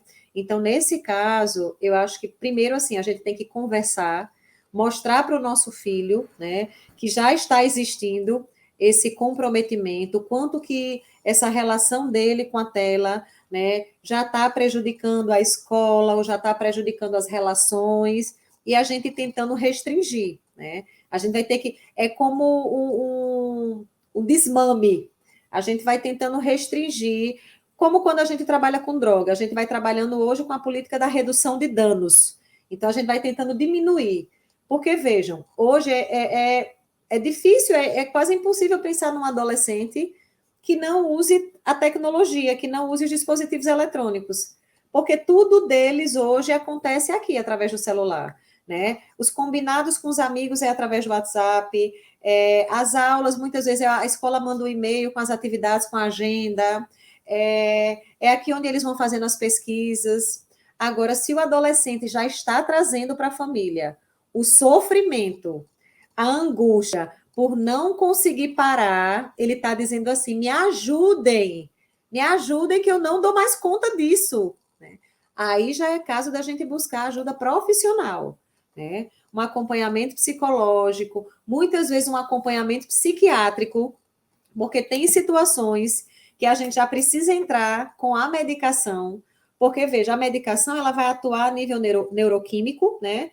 E a nível biológico. Então, um adolescente desse, muitas vezes, já não está conseguindo dormir, está com alteração no sono, ele já está com alteração na alimentação, ele, muitas vezes, já está com angústia, com tristeza, ele já está num descontrole fisiológico.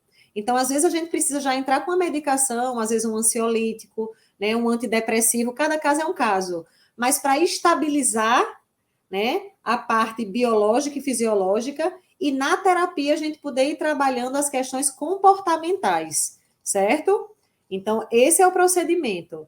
Num caso desse, eu já encaminharia para buscar um psicólogo e talvez já o caso de um psiquiatra para poder avaliar. A gente tem testes hoje, né, são questionários que para avaliar essa questão da dependência da internet, para avaliar a dependência de jogos, para avaliar a dependência tecnológica. Hoje a gente já tem instrumentos para isso, né? Então eu sugeriria esse processo, que muitas vezes também não vai passar pela família, porque a gente vai precisar de uma reorganização, né, dessas relações dentro da família, certo? Mas pediu ajuda, gente, está trazendo sofrimento, está trazendo angústia, está já trazendo prejuízo na vida dos nossos filhos, é hora de procurar ajuda.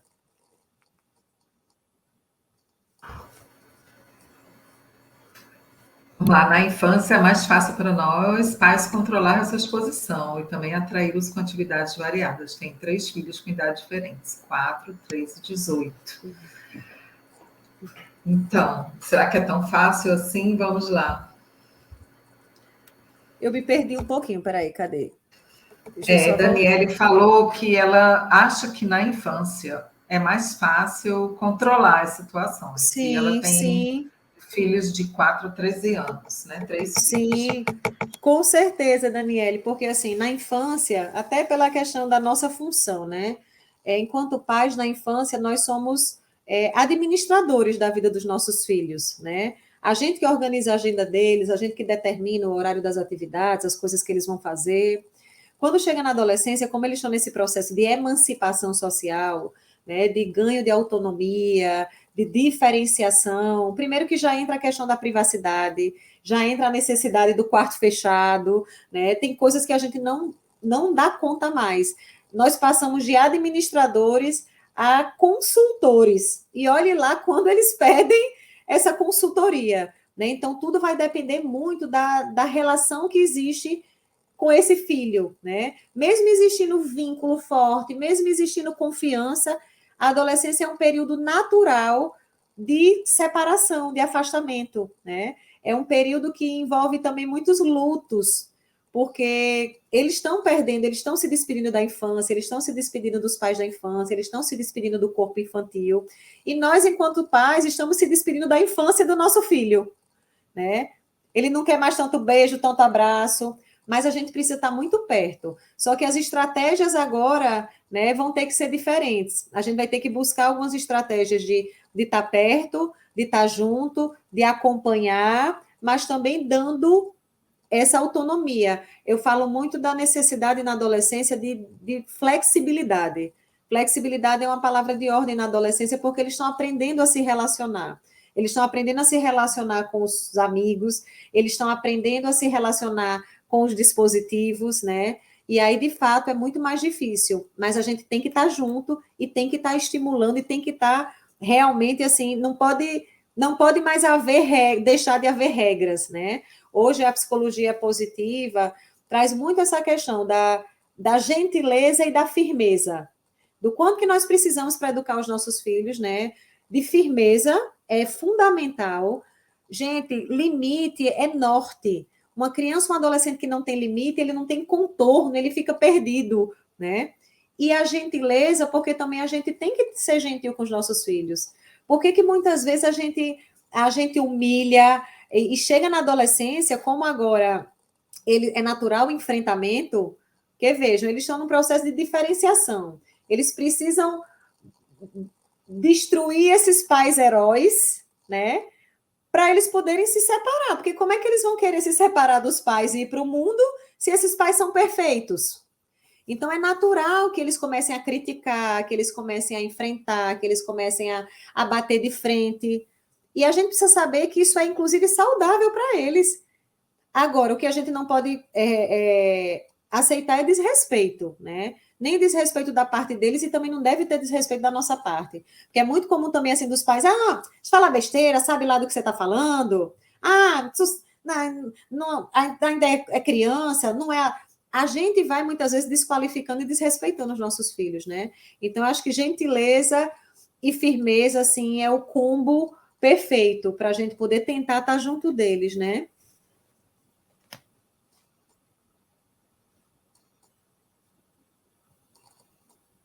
Tá desligado, Priscila, seu som. Acho que já é a hora, né? Então a gente já está reagindo não tão bem assim à própria tecnologia. Mas, enfim, eu concordo, né, que está sendo um momento assim muito rico. Débora, acho que você conseguiu reunir muitos aspectos, né, muita verdade, que eu acho que todos nós precisamos ouvir. Eu entendo que, como eu falei no início, né, essa é uma semente, a gente tem que ir adiante, junto com as famílias, é muito preocupante. Agora, as famílias têm que realmente levar isso muito a sério, né? Porque nós aqui estamos presenciando o que antes da pandemia a gente considerava um evento esporádico, um ou outro, agora nós estamos vendo isso num coletivo. E com crianças muito pequenas também, né? Então, é hora realmente de mudar, não vou nem dizer de pensar, vai pensando e vai mudando, tem que ser rápido, tem que ter atitudes, combinar entre os adultos, e também testando, nem sempre, às vezes vai colocar um limite que está além da possibilidade, né? Isso. Consultar profissionais, eu acho que é importante, se chegou a um ponto, né? Porque os meninos, nós estamos achando que 1h30 por dia para criança pequena é legal. E pelo que eu vejo pela tua fala, não é bom. Pelos estudos que você trouxe, isso não é legal, né? Então, eu acho que mesmo aqueles que estão tentando dosar ainda não estão conseguindo chegar num tempo de disponibilidade aos dispositivos o suficiente. Mas... Priscila, só uma coisinha, tem um comentário aqui que acabou passando, mas que eu acho que é bem importante, eu posso retomar? Sim, É sim. De Joema, querida Joema, esposa de Marco, também um querido amigo. Ela está comentando aqui que para ela é muito difícil deixar no ócio, né? Com nossas demandas contemporâneas, nem é possível acompanhá-las e nem deixá-las no ócio. Sempre existe a cobrança para estar junto ou rechear suas agendas, né? Joema, essa é uma situação realmente bem comum, né? A gente tem visto muito essa questão da nova dinâmica, né, familiar, essa questão mesmo, hoje mesmo conversando com Priscila de manhã, esse movimento social mesmo, né, da inserção da mulher no mercado de trabalho, dessa rotina que a gente tem, o pai trabalhando, a mãe trabalhando, e às vezes os dois expedientes, então o momento é aquele de pegar na escola, de deixar, de estar junto na hora do almoço, né, ou à noite, e assim, o que eu estou trazendo aqui, gente, não é... Eu sei que é o ideal, né? Mas eu acho que é muito importante o que é possível para a gente, né? A coisa mesmo é clichê, mas é real. É a coisa do tempo de qualidade, né?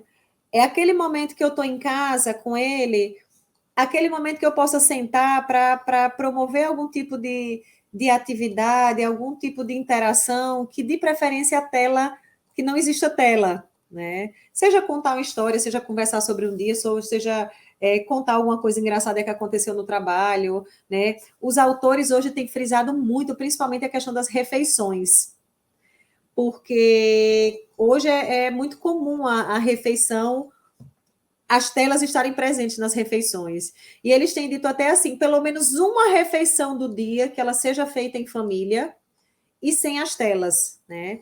Se a gente for parar para pensar, poxa, isso é tão pouco, né? Uma refeição, mas ao mesmo tempo é tão difícil para muitas famílias ter essa refeição porque os horários não batem, porque às vezes sai de manhã, chega à noite, enfim. Mas eu acho que é um movimento que a gente está trazendo de um esforço, né? De tentar ir se reorganizando. A tecnologia realmente, assim, ela tomou conta da nossa vida, principalmente agora na pandemia, e ao mesmo tempo também nos salvou, porque foi o que deu possibilidade de interação, de troca, né? Mas nessa questão do ócio, Joema, é muito importante porque a gente tem visto um impacto direto na questão do tédio, né, e da criatividade. O quanto que é difícil. Meu filho mesmo, 7 anos, né, às vezes para, mas mamãe, eu estou muito entediado. Deixa eu jogar. Não, meu filho, não, o tédio é normal. Tédio faz bem também. Ai, mamãe, é muito chato, mas não vai ter, não tem jogo agora não. E daqui a pouco, quando eu me viro, aí ele está fazendo alguma coisa, catucando alguma coisa, mexendo em alguma coisa. Enfim, a criança naturalmente ela vai, se a gente der o espaço, isso vai acontecer. E se há necessidade de preencher a agenda, né? Que é uma necessidade de muitas famílias, até a coisa do tempo integral. Muitas crianças estudam pela manhã, tem o tempo integral também na escola, a escola promove outras atividades, ou estuda de manhã na escola, à tarde vai para um outro tipo de atividade, que essas atividades também sejam atividades sem tela, né? Uma aula de música, um esporte, gente, esporte é fundamental, né? Então, uma aula de música, uma atividade física, uma aula de pintura, né? Algo que a gente possa também estar estimulando a arte, o corpo, né? Porque a nossa sociedade está aqui, está só informação, informação, informação, informação, só trabalhando um hemisfério do cérebro e o outro está ficando completamente inutilizado. Então, que a gente possa, ok, meu filho, na minha vida hoje, eu tenho que ter uma rotina preenchida de manhã e de tarde, tranquilo. Vamos tentar só equilibrar essas atividades, né? Música, arte, esporte, e que nos finais de semana, que se são os finais de semana esse momento que a gente pode estar juntos, que a gente possa também aproveitar juntos, né? Fazendo esse detox, como eu disse, indo para uma praia, fazendo programas juntos, se é para assistir um filme, que a gente possa assistir juntos, fazer uma pipoca e depois conversar sobre esse filme, mas de preferência evitar, né? E se é só o final de semana, que a gente possa tentar ir encontrando as possibilidades. Gente, a gente faz o que pode com o que a gente tem. Eu não estou, como eu disse aqui, para ditar regras, mas para que a gente possa só refletir e tentar ir encontrando esses espaços, né?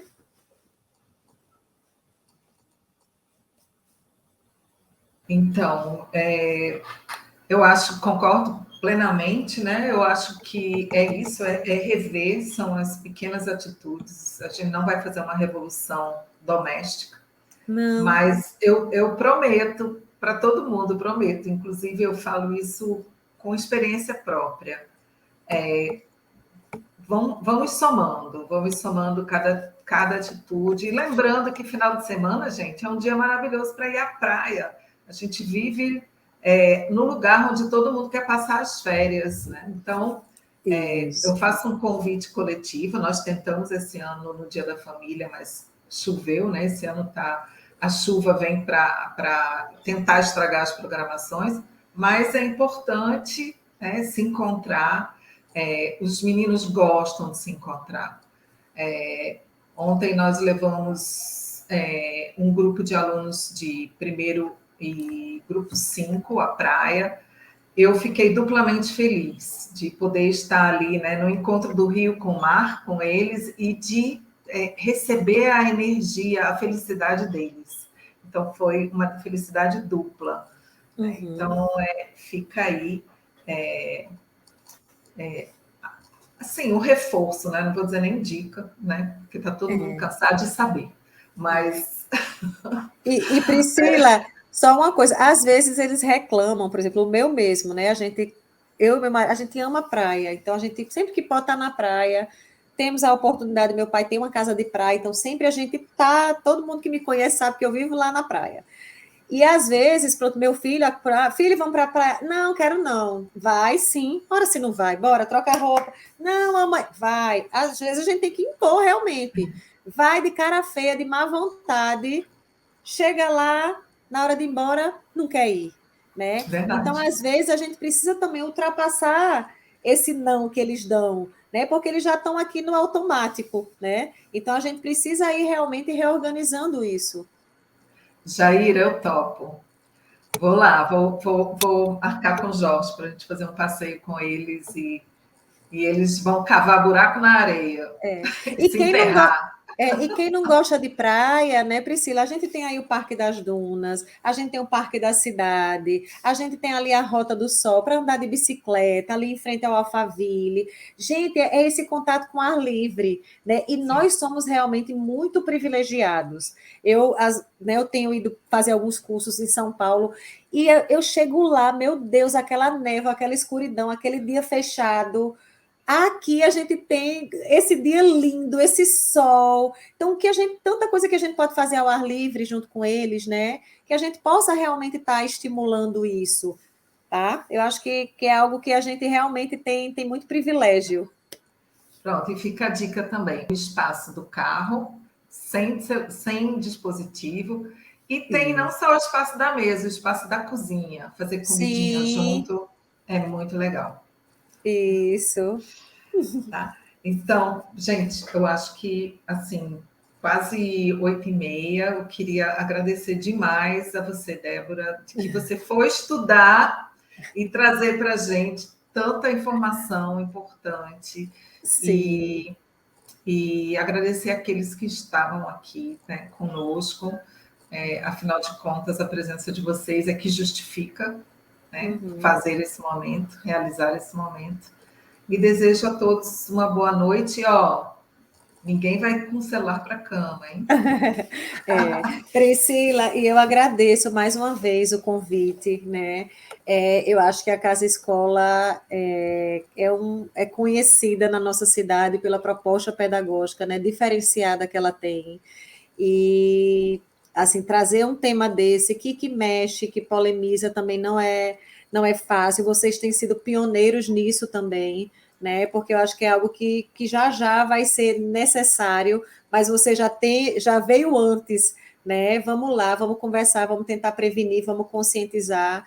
Então, eu que agradeço e parabenizo, né? Eu sou fã da escola, quero agradecer a você, a Juliana, né, por esse contato, por essa confiança, e me coloco à inteira disposição para o que vocês precisarem, como eu falei no início, para mim hoje isso é missão, né? Missão para essa geração, para o meu filho, né, para os meus netos que eu espero poder acompanhar, porque a gente precisa fazer alguma coisa agora, né? Mesmo que coisinhas como diz Brasilda, do tamanho de um grãozinho de areia, mas pequenos movimentos que a gente possa ir fazendo, inserindo, para a gente poder trazer essa mudança, né?